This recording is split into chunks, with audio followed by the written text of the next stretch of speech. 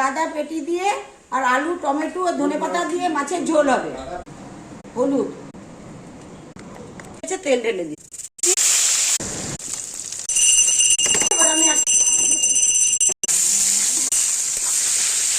হয়ে গেছে, এবার আলুগুলো তুলে দিচ্ছি।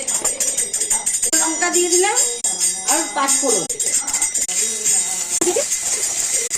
দিচ্ছি, জিরে ধনে আর শুকনো লঙ্কা। এবার 1 চামচ লবণ।